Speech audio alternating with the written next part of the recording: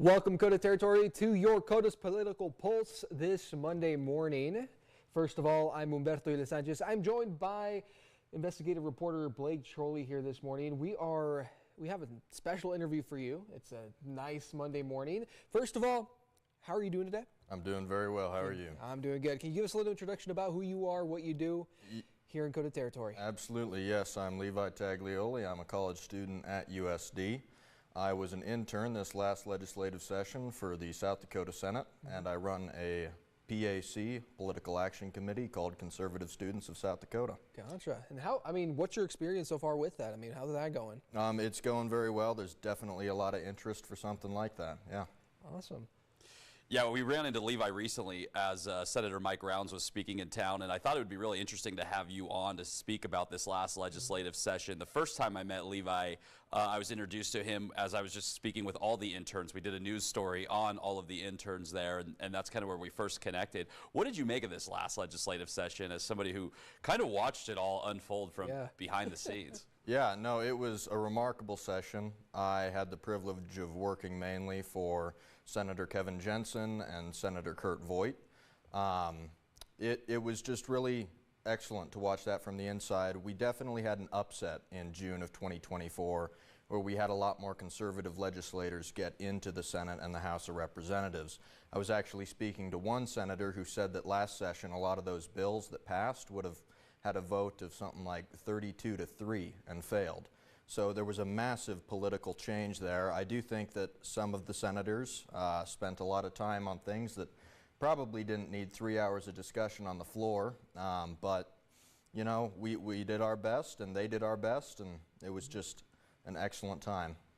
One of the things that I heard about this last session where somebody had pointed out some room for improvement is we heard that there was a lot of duplicate bills, a lot of bills that were way too similarly written. What did that look like from the other side? Yeah, no, absolutely.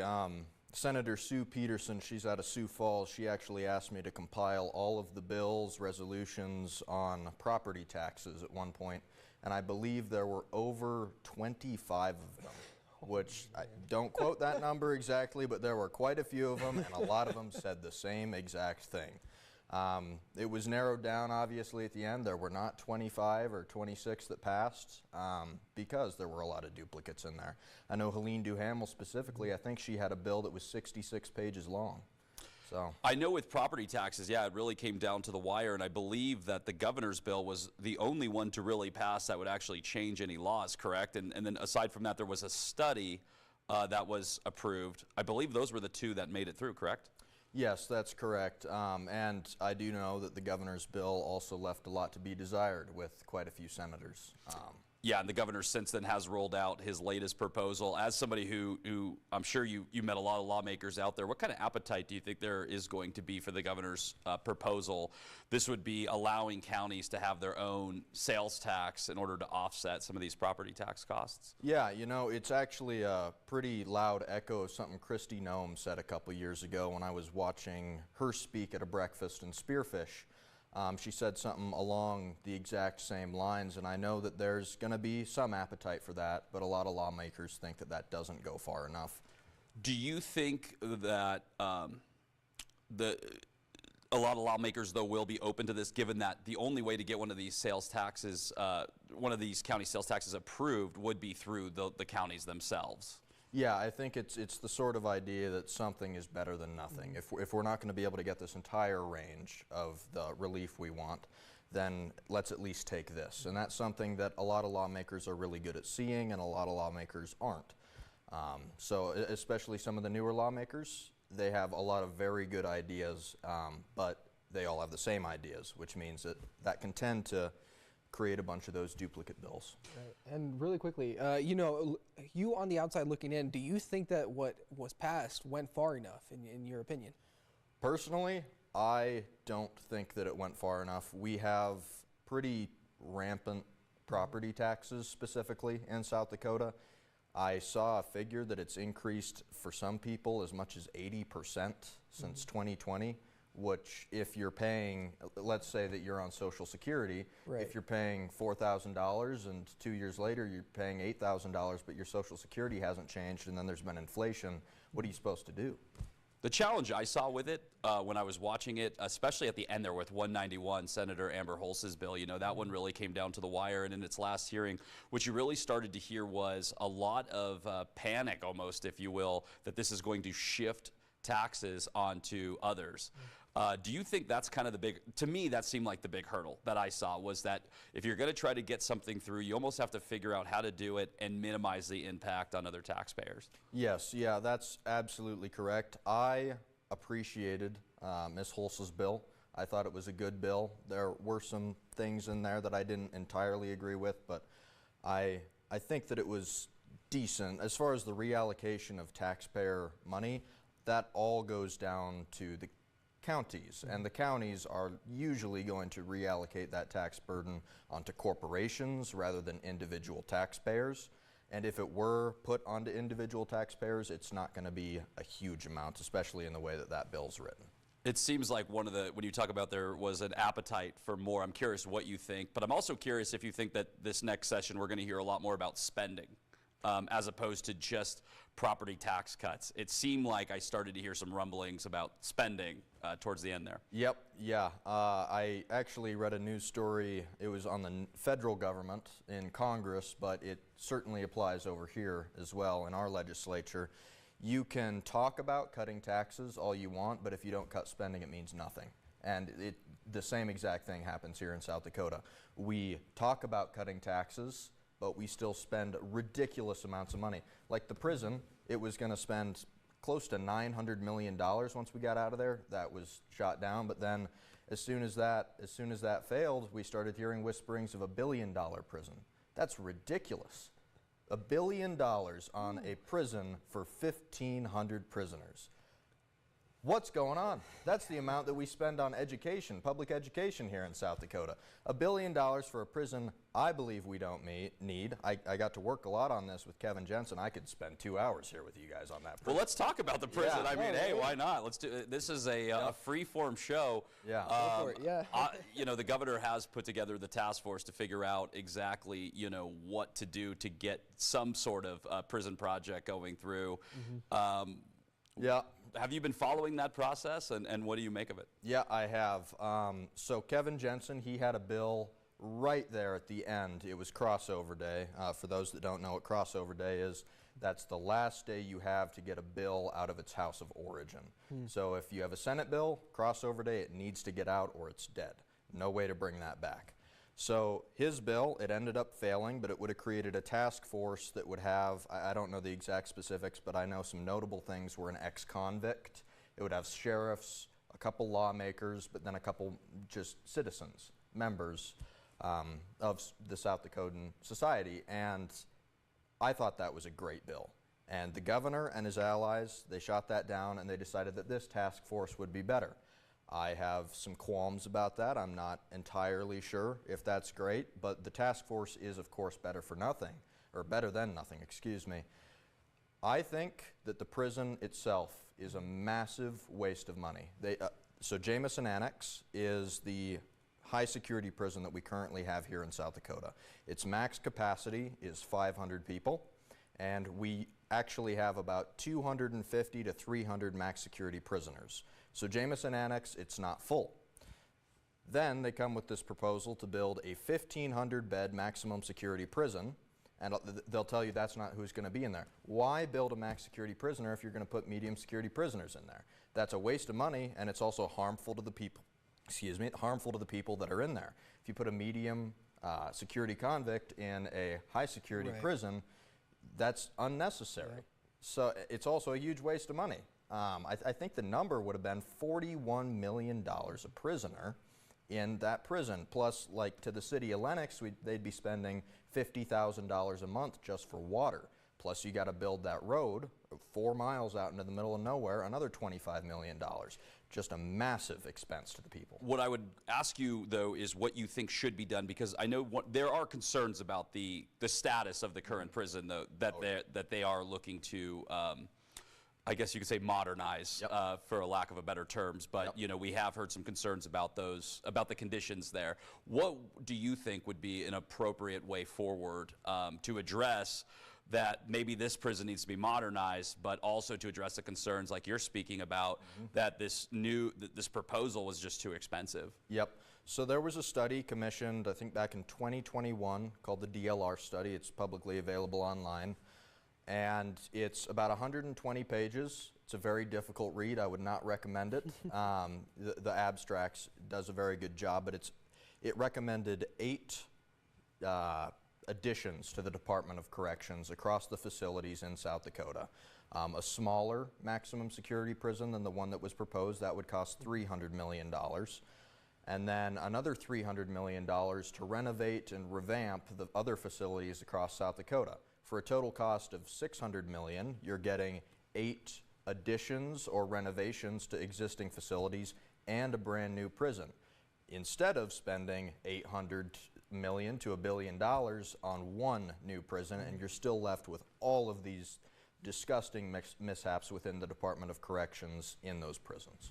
And really quickly, can you kind of reiterate what study this is in case some of our viewers are interested in looking that up? Yes, it's called the DLR report. Yes. Okay.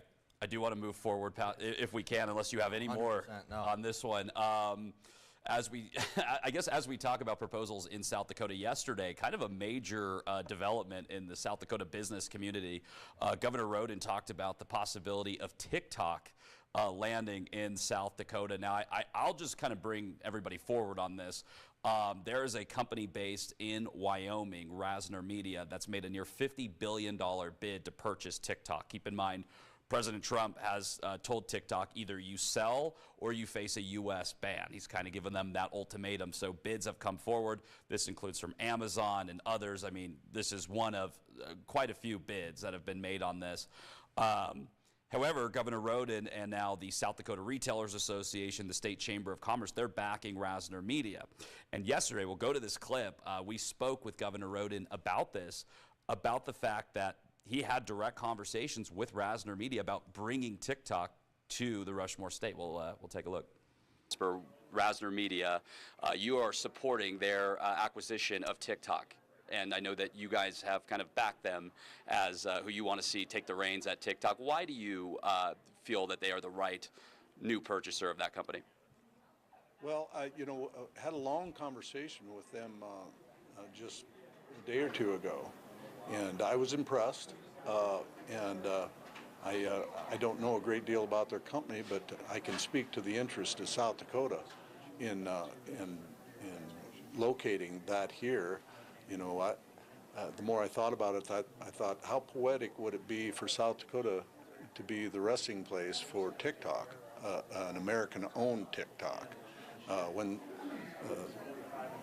Rewinding a year and a half ago, South Dakota was the first state that banned TikTok and took a stand against the ownership of a communist China in TikTok. And so it'd be very poetic if the new TikTok ended up landing in South Dakota. Okay, sorry, I got to backtrack here a little bit.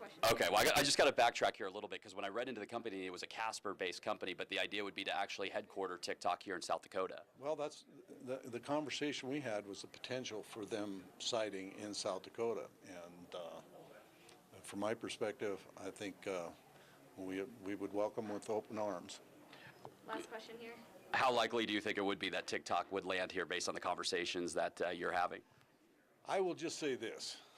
They were very encouraging conversations, and they seemed pretty intrigued with the qualities that South Dakota had and our ability to make them their home. So it's very encouraging. I'd just like to point out that it wasn't very popular when I had mentioned that the Black Hills kind of looks like the Bay Area after this conversation. But I'm curious what you make of this in the sense that, the legislature, I'm sure, would have something to say about a major tech company coming to South Dakota. And how would you gauge that reaction as somebody who kind of knows a lot of these players? Yeah, so I'm not sure about the legality as far as if that need to be approved by the legislature. I don't think it would. I don't think it would. Maybe a resolution would be passed saying we'd like them to come here or we wouldn't like that. I know that TikTok is pretty well disliked among, I'd say 20, 25 out of the 35 senators because of their ties to the Communist Party in China. Though I do agree with Mr. Roden, bringing TikTok here to South Dakota would be very poetic, as if we have that owned by an American company, a Wyoming company. I'm actually from there. I lived there for a little while, so it's nice to see them in the news. But having a Wyoming company based in South Dakota, a South Dakota TikTok, I think that an economic development is kind of a buzzword, and it has been in this legislative session, but it would be economic development in a beneficial way for South Dakota, and I'd really like to see that. Hopefully, if it does happen, it would come here to Rapid City, because Sioux Falls is the one snatching up all these. Right? Yeah. That's why I made my Bay Area pitch. Exactly, But, yeah. you know, I know people around here don't really like to be compared to California. I say that as a proud Californian, but Yeah. Well, I was going to say, if we have tech companies coming here, I mean, it's eerily or oddly similar. I'll say that right now. Yeah. I'd say the only pushback you might experience from some members of the legislature, and myself as well, is we're happy to have TikTok here, but we don't want the influences that generally surround TikTok, like the ideals and, at least from a conservative standpoint, the liberalism of it. We don't want that to follow it into South Dakota. Okay, I want to talk a little bit about your PAC. And as you talk about kind of a shifting landscape, or a concern of a shifting landscape, your generation, people that grew up, if you don't mind me asking, how old are you? I'm 19 years old. Okay, you're 19 years old. What do you gauge the average person that's in college right now? Where do you gauge their political temperature right now for 19, 20-year-olds that grew up in South Dakota? Yeah, it's not going to surprise you, of course. It's a very liberal landscape. There's not many, and I'd like to differentiate. There's Republicans, and then I'd say there's conservatives. There's a difference there, like if you want an example of some politicians. Actually, I shouldn't do that, but I'd say that there's a lot of people that just don't care. I'd say that a lot of folks believe that they're liberals, but they're more conservative than they think they are. They just look at the news, they see the rainbows and unicorns that the liberals and the Democrats usually throw out there, and they accept that. But there's definitely a shift right now towards the Republican and the conservative side of the aisle, and that's a bit of the reason that I started this PAC, is because there's a hunger for that sort of thing, to influence these races, to knock on doors for people that we care about. So especially like in Pennington County, we have School of Mines right over there in Lawrence, where I'm from, BH, and USD, where I go to school. Those are large areas with legislators that some of us don't always agree with. So. And just out of curiosity, because you mentioned you want TikTok to come here, but you don't want that the liberal aspect of it to follow with. How do you do that? How do you prevent that from happening at that point? Yeah, it's difficult to do. That's for sure. When you have something move into a state, you usually have semblances of an atmosphere come with it. It's really going to depend if there's a lot of staff that follow TikTok, if there's what their political gauging is. I know it's a pretty, and you can read the news stories online. There's been censoring of conservatives like Charlie Kirk on TikTok. I would really hope that if this Wyoming company does buy it, that would stop, and we could move into more of an X space sort of thing. But you can't always stop that atmosphere from following it. So it's a difficult portion, but I'm sure it's something that people of South Dakota can overcome, and that we can move forward with that. I do want to go back to your PAC. So you started a PAC for conservative students in South Dakota. Is that kind of the correct the gist here? Yep. And so what does that look like? I mean, what kind of political action are these students taking? And I'm sure you're doing some fundraising. I'd be really curious to know how that's going, and all of that. Yeah, it's a grassroots effort right now as far as fundraising goes. I worked on I was the treasurer of Senator Kurt Voigt's campaign, so I've got a lot of connections in that realm. That was also a grassroots effort, just people, $100 here, $200 there, even smaller donations like $10, $20, $30 at our fundraisers. But that got us in. That helped us win against a $50,000 machine with $14,000. That shows that money isn't everything in South Dakotan politics. It's knocking on doors, which is another large focus of my PAC. We're going to mobilize conservative students to go out and knock on a door, because that's what really gets people elected. I got a couple of questions about that. Is this for every campus in South Dakota, or is this specifically for USD where you're attending? It's for any campus. It's not a campus club. It's a PAC, so we're registered with the Secretary of State and the IRS. So what it does is you can join our mailing list, you get our newsletter, there'll be a board, myself as chair. I'm hoping to have one senator and one representative on that board, and then other college students that will be appointed, and we'll discuss expenditures, initiatives of door knocking, endorsements, all things that you'll see in 2026. Right now we're just in that fundraising stage, but if you're, I'd say out there, if you're a conservative student on any college campus, public, private, whatever that may be, send us an email, cssd uppercase pac@outlook.com. You can find us on Facebook. It's something that we'd love for people to become a part of. There's a lot of interest right now. I know this is relatively new, but what's your membership look like? Yeah, so we're still getting the website up and the members and the board appointed, so we don't have an official number right now. Talk to me in 2 weeks and I'll get you a number. And really quickly, Blake, we have before we start to wrap up here, I know you got a couple more questions to ask. If we can kind of do those really quickly here. Yeah, no, that's fine. Well, what's it like right now for the average conservative student attending college in South Dakota? I mean, you started this club. I'm sure there's going to be a lot of, or not club, I should say, a PAC, but there's going to be a lot of like-minded people signing up for this. But what do you think their experience is like right now? Yeah, so there's Republican groups out there right now. There's the Young Republicans. I have friends in that group, very good group. There's the College Republicans, which is having some issues right now. But there's a lot more conservatives out there that don't feel represented by the groups that are out there, the college Democrats, college Republicans, whatever it is. So they just kind of sit there and they loiter, and they don't really have a place to go, a place where they can connect with people.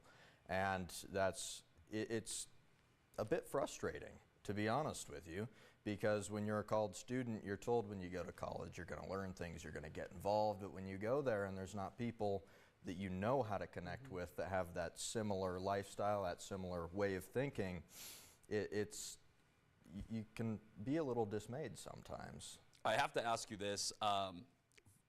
Do you